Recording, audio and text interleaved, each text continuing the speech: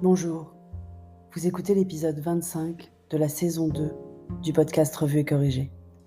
Cet épisode est tiré d'un billet du blog publié le 15 octobre et s'intitule « On n'est pas passé loin ». Et surtout, n'oubliez pas d'ouvrir les fenêtres. Ça devient récurrent. J'écris ce billet tard le soir, la veille de sa publication. Pas plus de 15 heures avant, histoire de ne pas être trop décalé de votre quotidien si vous me lisez ou m'écoutez dès sa parution. Et ça a l'air d'arriver de plus en plus. Merci d'ailleurs de votre fidélité. Forcément, hier soir, je n'ai donc écrit qu'après l'interview du président. J'avoue, malgré ce que je disais à l'épisode 24, je n'ai pas arrêté de suivre les infos. Il paraît qu'il parle plus souvent que ses homologues, notre président. Enfin, ça dépend lesquels, parce que Donald Trump parle tous les jours. Comme les médias attendaient les annonces, il fallait bien occuper le terrain. Apparemment, Angela Merkel n'a pris la parole que 4 fois, soit moins que lui.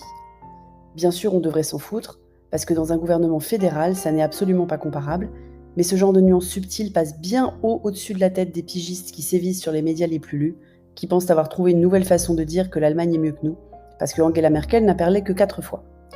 Je suis de plus en plus fâchée avec les médias, donc. J'ai pas été déçue par le président parce que je n'attendais rien.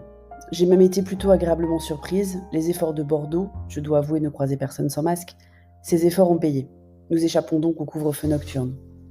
Je suis carrément soulagée de recevoir de la famille parisienne pendant 5 jours et pas l'inverse. On sera pile 6. Certes, on mélange les générations, mais on portera le masque à l'intérieur. On fera 2 tables pour les repas et on aère déjà plus souvent que 10 minutes 3 fois par jour, vu l'engouement de Chair et Tendre pour l'air frais par tous les temps. Quant à la désinfection, je ne suis pas inquiète. Chair et Tendre ne baisse jamais la garde. Dans le discours, il reste quand même les mêmes absents, non ? Déni total des foules dans les transports en commun.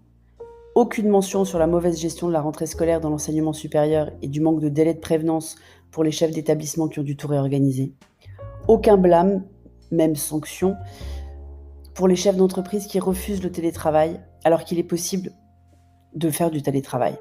Même pas une petite remontrance pour dire qu'ils exagèrent. Rien de rien. J'ai un peu ri parce que quelques tweets étaient particulièrement savoureux. Si vous voulez les lire, ils sont tous dans le billet du blog, mais je vais vous en lire une partie.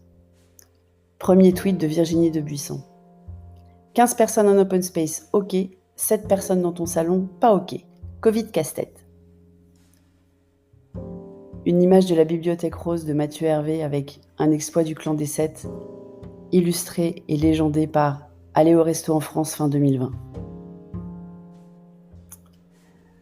Un tweet de Geoffrey Bonnefoy qui retweet Aline chez Deville, qui disait, donc en résumé prémonitoire, un jour avant l'allocution, « Ne sortez pas de chez vous, mais allez travailler, mais ne faites pas la fête, mais envoyez vos enfants à l'école, mais restez chez vous, mais partez en vacances. »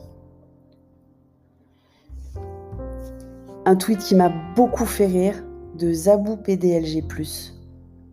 On ne va pas dire échec, mais que ça n'a pas marché. Tiens, il a pris un cours de bienveillance à la manière d'un prof. Un tweet d'Emmanuel Torregano qui publie une femme ravie en signant pendant ce temps chez Netflix. Un tweet de Elsa Trujillo qui m'a beaucoup fait rire aussi. 6 semaines pour déployer la 5G en douce et faire de Salto un fleuron national. Pour ceux qui n'ont pas suivi, Salto, ça sera le Netflix français. Un tweet de Tweet Argenté qui illustre de 2 gremlins, un gentil et un méchant, le virus avant 20h, le virus à 20h. Bon, c'est pas 20h, c'est 21h, mais l'idée est là. Mais le meilleur de tous les tweets, c'était la suggestion de Emeline Covid à la place de Tous Anti-Covid, qui doit remplacer Stop Covid. Sérieusement, le gouvernement n'a pas les moyens de prendre une bonne agence de naming, même une moyenne agence de naming, voire même une mauvaise agence de naming. Tous Anti-Covid, quoi. Je pense qu'on va tourner sur le couvre-feu et que c'est pas fini. Un mois ici, un autre mois là. Ça va bien tourner sans les restrictions de déplacement qu'ils ne peuvent pas prendre juste avant les vacances scolaires. Pour Noël non plus, ils n'oseront pas.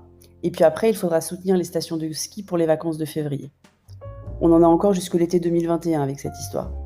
Même le président le dit maintenant, histoire qu'on soit bien tous conscients du truc. Pas de faux espoirs. Mais on garde le sourire, hein. Merci de m'avoir écouté. Si vous écoutez sur Apple, surtout laissez un commentaire avec vos 5 étoiles et sur toutes les plateformes de balado-diffusion, abonnez-vous et partagez. À bientôt.